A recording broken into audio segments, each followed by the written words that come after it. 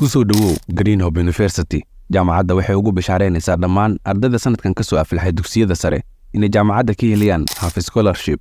Jaamacadda waxa wax ka dhiga macallimiin isugu jira ajaanib iyo Soomaali oo khibrad buuxda u leh maadooyinka ay dhigayaan. Sidoo kale, jaamacaddu waxay ardayda u diyaarisay qalabka tababarka ardayda sida qalabka tababarka caafimaadka oo dhammaystiran iyo qalabka tababarka tiknoolajiyadda ama kombiyuutarka oo si aad ah loo casriyeeyay.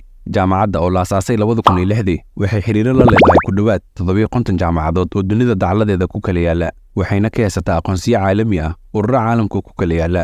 Kulliyadaha jaamacadda ka helayso waxaa ka mid ah Bachelor of Medicine and Surgery (MBBS), Bachelor of Public Health, Bachelor of Nursing and Midwifery, Bachelor of Nutrition, Bachelor of Medical Laboratory, Bachelor of Accounting and Finance, Bachelor of Business Administration, Bachelor of Public Administration, Bachelor of Social Work, Bachelor of Political Science, Bachelor of International Relations and Diplomacy, Bachelor of Information Technology (IT), Bachelor of Computer Science, Bachelor of Electrical Engineering, Bachelor of Somali Language and Literature Studies, Bachelor of Criminology and Security Studies, Bachelor of Security and Intelligence Studies. Sidoo kale waxay ku haysaa jaamacadda Master Degree oo dalka Cameroon ah.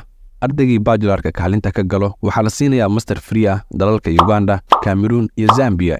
jaamacadda Green Hope waxay xarumo ku kala leedahay magaalooyinka Muqdisho, Beledweyne, Garowe, Qardho iyo Lascaanood. Wixii faahfaahin intaa dheeri ah nagala soo xiriir nambarada shaashada kaaga muuqda.